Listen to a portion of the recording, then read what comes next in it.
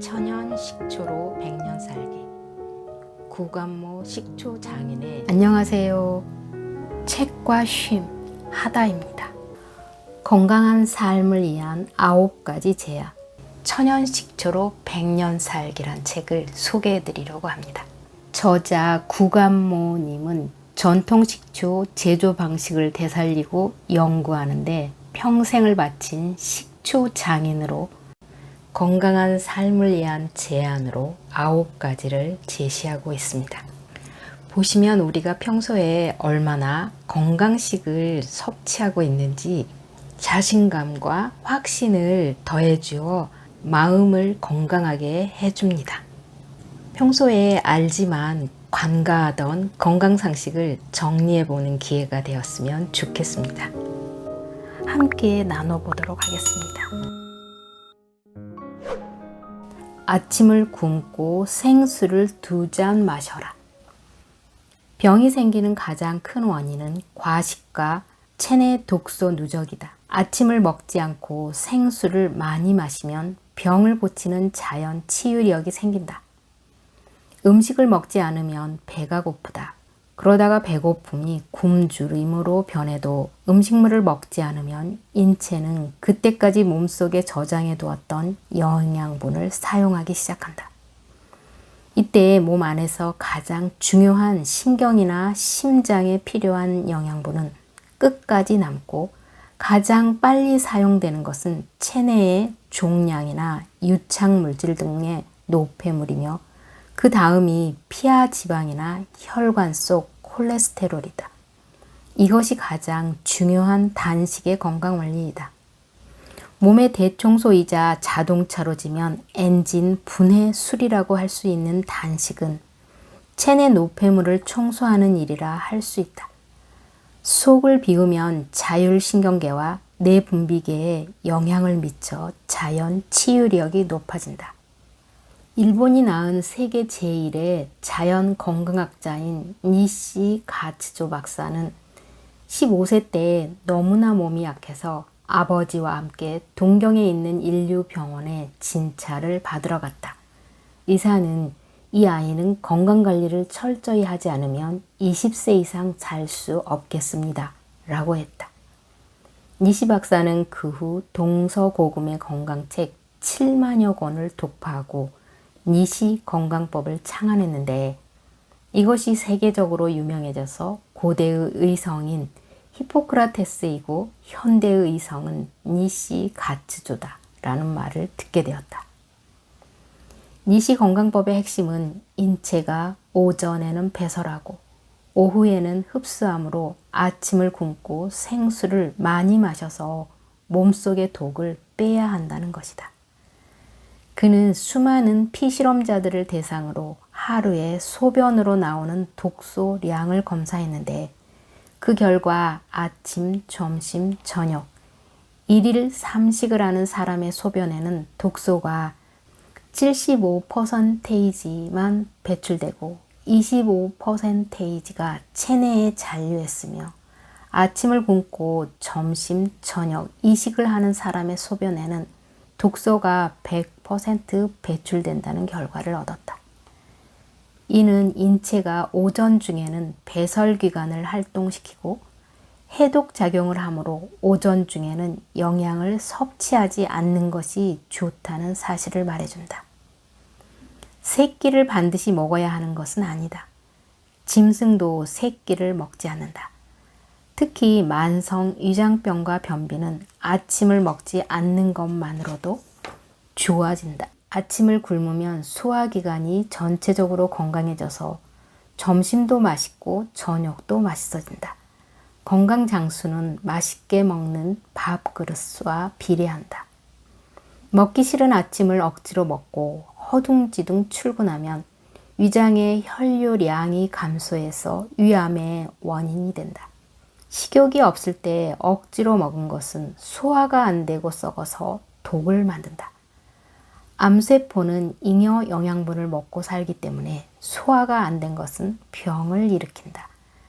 인간이 늙고 병들어 죽는 가장 큰 원인이 여기에 있다.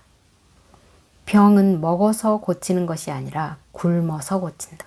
천하명의의 의술이나 먹으면 기사회생한다는 영약으로 고치는 것이 아니라 하늘이 주신 생수와 공기, 햇살, 그리고 현미, 콩, 깨, 마늘, 식초, 된장, 김치, 새싹 등으로 먹는 생식으로 고친다.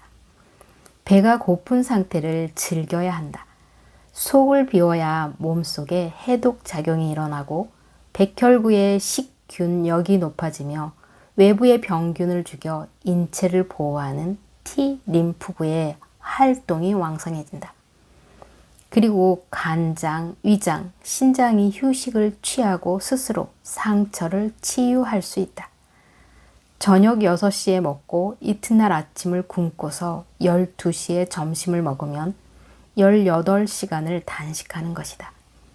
이것만으로도 충분하니 몸에 무리를 주는 장기간 단식은 하지 않는다. 아침에 일어나서 바로 생수 2컵을 마시면 신장이 밤새 작업해 놓은 노폐물을 시원하게 배설하는 데 도움이 된다. 그리고 점심때까지 굶고 생수만 마셔서 독소를 배출한다. 못 먹어서 병났나? 많이 먹어 병났지. 라는 말처럼 병은 몸에 불필요한 물질이 쌓여서 생기는 것이다. 물은 세포 내에서는 물질 대사의 매체가 되며 세포 밖에서는 세포 환경의 매체가 된다. 물질 대사는 물속에서 일어나는 화학 반응이며 물질은 물에 녹아 있어야 운반될 수 있기 때문에 물이 없는 생명이란 생각하기조차 어렵다. 참으로 물은 생명의 원천인 것이다. 물은 더러운 것을 씻어내고 굳은 것을 녹여내며 탁한 것을 묽게 한다. 인체는 물속에 잠겨있는 섬이다. 아침을 굶고 용존 산소가 살아있는 물만 많이 마셔도 신장병에 걸리지 않고 고혈압, 당뇨병, 간장병은 반 이상 고칠 수 있다. 아침에 생수를 2리터는 마셔야 한다. 잔으로는 10잔 정도다. 초밀란을 먹어라. 사람이 먹는 단백질이나 탄수화물 등에서는 여러 가지 대사물질이 생성된다. 단백질에서는 요산, 요소, 황산, 인산 등이 만들어지고 지방이나 탄수화물에서는 낙산, 아세트산, 젖산, 초성포도산 등이 만들어진다. 이들 물질은 혈액을 산성으로 바꾸며 강한 자극을 주기 때문에 몸속에 그대로 머물러 있으면 각종 염증과 위궤양 등을 유발할 수 있다. 이러한 유해 물질을 중화시키고 배설시키는데 중요한 역할을 하는 것이 바로 식초다. 초밀란은 유정란을 천연 식초에 담가 껍질째 녹여서 벌꿀과 하분을 혼합하여 초산칼슘을 만들어 마시는 것이다. 초산칼슘은 우유에 들어있는 칼슘이나 사골에 들어있는 칼슘과 달리 공해가 없고 가장 질이 좋으며 흡수가 잘 되는 칼슘이다. 산삼, 녹용, 웅담보다 제대로 생산된 천연식초와 유정란 한 알이 더 영양가가 많고 자연 치유력이 높다. 인간이 떠받드는 가치를 거꾸로 봐야 한다. 산삼이 무보다 나을 이유가 아무것도 없다. 모두 다 욕심 많은 인간들이 만들어낸 허상이다. 난 황은 살아있다. 생명 그 자체인 유정란에 천연 식초를 첨가하면 뛰어난 자연 치료제가 된다. 암 특효약이나 두뇌 영양제로 고가에 판매되는 외국산 레시틴 제제를 복용하는 것보다 초밀란을 먹는 것이 훨씬 현명하다. 천연 식초에 젖산균, 계란의 칼슘과 철분, 레시틴을 가장 흡수가 잘 되고 질이 좋은 상태로 먹을 수 있기 때문이다. 허리 삐고 담 걸리면 식초에 계란을 녹여서 마셨던 한국의 할머니, 할아버지들은 다 알고 있었던 활력제, 치료제를 많은 현대인들이 모르고 있다. 염분은 조상의 방식대로 섭취하라. 소금 하나만 잘못 먹어도 건강 장수는 불가능하다. 염분은 위산의 원료이다. 위산은 음식물에 섞여 들어오는 각종 세균을 없앨 뿐만 아니라 철분을 소화시켜 적혈구를 만든다. 또한 염분이 부족하면 신경계가 조화를 이루지 못하고 인체의 좌우 순환 속도가 달라질 뿐만 아니라 체액이 중화되지 못하며 혈액에 생긴 이상을 바로잡지 못한다. 염분은 독소 제거, 살균, 방부작용을 통해 인체를 지켜주는 파수꾼과도 같다. 우리 조상들은 장사를 하거나 이윤을 남길 때에 실속 있고 값진 것을 짭짤하다고 표현했다. 이 말처럼 짭짤한 음식도 우리 몸에 실속 있고 값진 것이라 할 수 있다. 우리 조상들은 짭짤한 것을 간장, 된장으로 섭취했다. 정제염은 식품이라기보다 화학약품이라서 고혈압을 유발하고 신장세포를 찌그러뜨리지만 조상의 방식대로 간장, 된장으로 염분을 섭취하면 염분은 우리 몸에 실속 있는 영양분이 된다. 하지만 많은 의사, 박사들이 소금을 멀리하고 싱겁게 먹으라고 주장한다. 왜 이런 주장이 나오는 것일까? 화학적으로 제조된 정제염으로 염분을 섭취하는 것과 간장, 된장 같은 발효 음식으로 염분을 섭취하는 것의 차이를 구분하지 못하기 때문이다. 심지어 어떤 의학 박사는 한국인이 국이나 찌개 때문에 염분을 과다 섭취한다고 하며 한민족이 천년여간 먹어온 국과 찌개를 먹지 말자는 운동을 벌이고 있다. 하나는 알고 둘은 알지 못하는 무지의 소치다. 문제는 국이나 찌개를 먹는 식습관에 있는 것이 아니라 정제염으로 간을 하고 그 정제염으로 화학 제조 공정을 거쳐 만든 공산품 간장된장을 사용하는 데에 있다. 우리 조상의 전통 방식대로 반드시 국산 콩과 천일염으로 간장과 된장을 만들어 염분을 섭취한다면 아무 문제가 생기지 않는다. 좋은 영양소는 좋은 재료로 섭취해야 효과가 있다. 오염된 음식으로는 제대로 된 영양소를 섭취할 수 없다. 김양식장에 염산이 뿌려지는 세상이다. 남이 먹는 것이라고 함부로 다루는 사람이 많다. 따라서 식품의 생산자가 누구인지 알고 먹는 것이 매우 중요하다. 비싼 녹즙을 마시지 말고 생된장에 콩가루, 깻가루, 멸치가루, 마늘을 많이 찌어 넣어 생감자, 생고구마, 양파, 미나리, 배추, 부추, 상추, 쑥갓 등 생야채를 가릴 것 없이 찍어 먹어라. 마늘은 인체의 불쏘시개 역할을 하는 비타민 B1을 흡수하는 데 도움이 되고 된장에 발효된 염분은 위암을 억제한다. 해산물을 즐겨라. 지구상의 물질들은 한 곳에서 다른 곳으로 끊임없이 이동해 왔으며 그런 이동 중에 가장 뚜렷한 것이 바다를 향해 가는 물의 흐름이었다. 물이 바다를 빠져나가 육지를 순환하고 돌아올 때마다 물은 여러 물질과 접촉하는 과정에서 무엇인가를 빼앗아 녹여온다. 바다에는 이렇게 몇십억 년 동안 쌓인 광물과 물질이 가득하다. 그래서 바다를 숱한 종류의 광물들이 녹아서 쌓여있는 지구 최대의 창고라 하는 것이다. 바닷물에는 약 80종 이상의 온소와 여러 가지 화합물들이 녹아있다. 이런 환경에서 사는 해산물에는 미네랄이 풍부하므로 미역, 멸치, 새우, 해삼, 소라 등등 해산물을 즐겨 섭취해야 한다. 지방을 멀리해서는 안 된다. 인체는 물과 단백질과 지방이 7대 2대 1의 비율로 구성되어 있다. 따라서 기름을 무조건 적대시하면 안 된다. 탄수화물이 주 성분인 쌀밥을 먹는 한민족은 반드시 단백질과 지방이 함유된 콩, 팥, 깨를 통해 단백질과 지방도 먹어야 한다.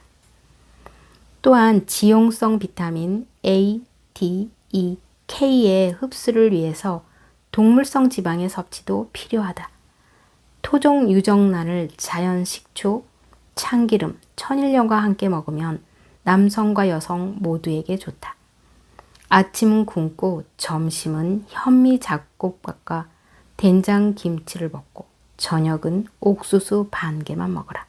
하루 종일 노동하는 나도 앞에서 설명한 방법으로 만든 오골계 유정란을 오전 오후 한 개씩 먹는 것으로 지탱한다. 현미를 먹어라. 현미는 식이섬유가 많아서 변비에 효과가 있다. 대장에 숙변이 있으면 장 속 세균이 숙변을 분해해서 인돌이나 암모니아 같은 유해 물질이 생성된다. 이와 같은 유해 물질이 간장으로 역류해서 독이 쌓이고 직장에 정체되어 있으면 직장암을 유발한다.